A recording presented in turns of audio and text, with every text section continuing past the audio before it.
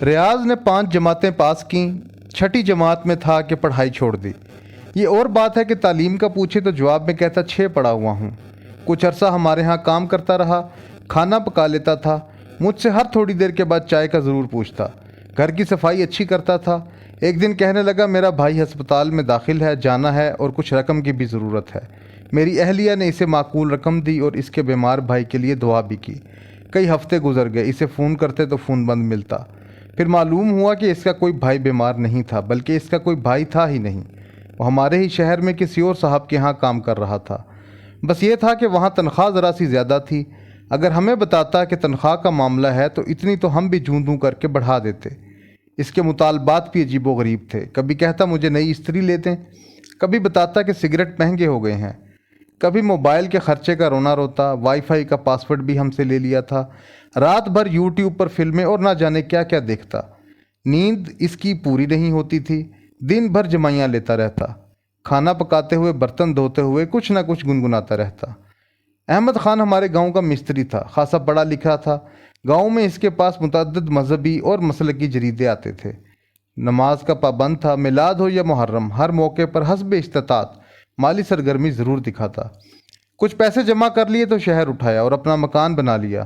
گاؤں سے ہمارے ماموں ہمارے ہاں آئے تو احمد خان انہیں اپنے گھر لے گیا۔ باہر بورڈ لگا ہوا تھا، چودھری احمد خان۔ ماموں جان نے کہا اوئے شیطان، تم یہاں آ کر چودھری بن گئے ہو؟ احمد خان نے جواب میں کچھ نہ کہا، صرف دانت نکالے۔ گاؤں میں احمد خان مستری کو ربیع اور خریف کے فصلوں کے حساب سے معاوضے کے طور پر غلہ ملتا تھا۔ شہر میں آ کر ہر کام کے بدلے میں روپے ملنے لگے۔ یوں اس کی اقتصادی اور سماجی حیثیت بہتر ہو گئی۔ بچوں کو پڑھا لیا، ان کے روزگار لگ گئے۔ ملک فلک دین ہمارے ایم پی اے ہیں، سنا ہے شروع میں عام سے ٹھیکیدار تھے، 5 مرلے کے گھر بنا کر فروخت کرتے تھے، اس سے زیادہ کی پسلی نہیں تھی۔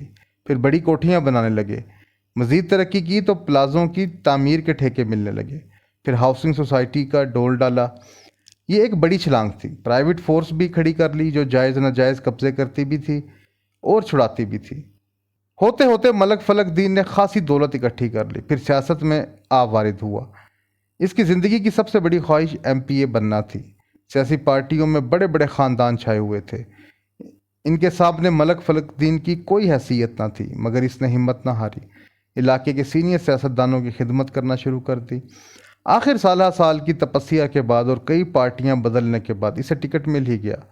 پیسہ اس نے پانی کی طرح بہایا، بالآخر کامیاب ہوا۔ اب زندگی کا انداز ہی بدل گیا، افسر آگے پیچھے پھرنے لگے، ہر روز 20 اہل غرض ملاقات کے لیے آتے، ڈیرے پر ہر وقت چائے پانی چلتا رہتا۔ اس عہد اقتدار میں اس نے اپنے اثاثوں میں بے بنا اضافہ کیا۔ آج اس کا شمار کامیاب سیاستدانوں میں ہوتا ہے۔ نسیم خان ایک معروف روزنامے کے دفتر میں نائب قاصد تھا، تھوڑا بہت پڑھا لکھا تھا اور ذہنی طور پر ہوشیار۔ ایک دن کاغذ پر اپنے محلے کی کوئی خبر لکھ کے لے آیا، ایڈیٹر کو خبر پسند آئی، یوں نسیم خان نائب قاصد سے رپورٹر بن گیا۔ اب اس نے ان لوگوں سے تعلقات استوار کرنا شروع کیے جو اخبار کے دفتر میں ایڈیٹر سے ملنے آتے تھے۔ اس اثنا میں اخبار کے مالک نے اپنا ٹی وی چینل بھی قائم کر لیا۔ دیکھتے دیکھتے نسیم خان تجزیہ کار بن گیا اور پھر اینکر۔ ہوشیاری اس نے یہ دکھائی کہ ہمیشہ حکومتیں وقت کا ساتھ دیتا، جیسے ہی حکومت بدلتے نسیم خان بھی بدل جاتا۔ آج وہ ایک کامیاب اینکر پرسن ہے۔ کم لوگوں کو معلوم ہے کہ اس نے کیریئر کا آغاز نائب قاصد کی پوسٹ سے کیا تھا۔ ان سب افراد میں جن کا ذکر سطور بالا میں کیا گیا ہے، کوئی قدر مشترک نہیں سوائے ایک بات کے، اور وہ یہ کہ یہ سب نگران وزیر اعظم بننے کے امیدوار ہیں۔ اور آپ یقین کیجئے جو کوئی بھی بنے گا وہ عبقری ہوگا، نہ نابغہ، اور نہ ہی ان افراد سے زیادہ لائق ہوگا۔ آخر بلک شیخ مزاری اور جتوئی صاحب بھی تو اس ملک کے وزیر اعظم رہے ہیں۔ معین قریشی بھی تو رہا، جس کا پاسپورٹ اور شناختی کارڈ راتوں رات خصوصی طور پر بنائے گئے تھے، دفن بھی سمندر پار ہوئے۔ شوکت عزیز جیسا شخص بھی وزیر اعظم رہا جس کا اس ملک سے کوئی تعلق نہیں۔ آخر یہاں عارف نقئی، عثمان بزدار اور محمود خان جیسے لوگ بھی تو ہمارے بڑے صوبوں کے وزرائے اعلیٰ رہے۔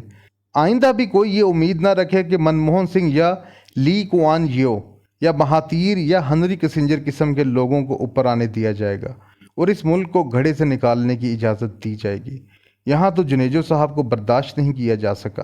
قدیم زمانے کا رواج اچھا تھا، بادشاہ مرتا تو یہ دیکھا جاتا کہ دوسرے دن علل صبح شہر میں کون داخل ہوتا۔ اتفاق دیکھیے کہ یہ ایک گدڑی پوش عصا بردار فقیر ہاتھ میں کشکول لیے صدر دروازے سے شہر میں داخل ہوا۔ فوراً اس کے سر پر تاج رکھ دیا گیا۔ اس نے شاہی لباس پہنا، تخت پر بیٹھا، حلوے پکانے کا حکم دیا۔ بدقسمتی سے پڑوسی حکومت نے ملک پر حملہ کر دیا۔ بادشاہ کو خبر دی گئی تو اس نے ایک بار پھر حلوہ پکوایا۔ دشمن کی ہر نئی کامیاب پیش قدمی پر بادشاہ سلامت حلوہ پکواتے، تناول فرماتے اور لمبی تان کر سو جاتے۔ بالآخر بتایا گیا کہ حملہ آور فوج دارالحکومت میں داخل ہو چکی۔ بادشاہ نے آخری بار حلوہ پکوایا، کھایا اور کھا کر شاہی لباس اتار کونے میں پڑا بوسیدہ لباس پہنا، سوراخوں بھری گدڑی اوڑھی، ایک ہاتھ میں عصا پکڑا، دوسرے میں کشکول، اور یہ کہہ کر کہ میں تو 2 دن حلوہ کھانا تھا سو کھا لیا، تم جانو تمہارا کام محل سے نکل گیا۔ غور کیجئے، معین قریشی، شوکت عزیز، عثمان بزدار جیسے حضرات اس فقیر کی طرح آئے، حلوے کھائے اور غائب ہو گئے۔ شوکت عزیز تو جاتے ہوئے قیمتی تحائف بھی باندھ کر ساتھ لے گئے۔ بزدار صاحب جیسے ہی تخت سے اترے غائب ہو گئے۔ اس کے بعد آج تک عمران خان کے ساتھ نظر نہیں آئے۔ عمران خان کی اپنی پارٹی تھی یا اسٹیبلشمنٹ، کوئی بھی ان کے حق میں نہ تھا۔ عمران خان نے ہر قسم کے دباؤ کا مقابلہ کیا مگر بزدار کو نہ ہٹایا۔ ویسے مردم شناسی اور ٹیلنٹ کی پہچان خان صاحب پر ختم ہے۔ جب اسحاق ڈار صاحب کا نام نگران وزیر اعظم کے طور پر اچھالا گیا تو دنیا ٹی وی کے کامران شاہد نے سوال اٹھایا کہ مسلم لیگ نون نے ایسا سوچا بھی کیوں؟ مسلم لیگ نون کا ماضی ایسی ہی سوچوں سے تو بھرا پڑا ہے۔ بریف کیس اٹھا کر کوئٹہ جانے والے ہوں یا دہی بڑے کھلانے والے، سب کو نوازا گیا۔ ویسے اگر ڈار صاحب کا نام نگران وزیر اعظم کے طور پر لیا جا سکتا ہے تو اسد عمر شبلی فراز یا حماد اظہر کا نام نگران وزیر اعظم کے منصب کے لیے کیوں نہیں لیا جا سکتا؟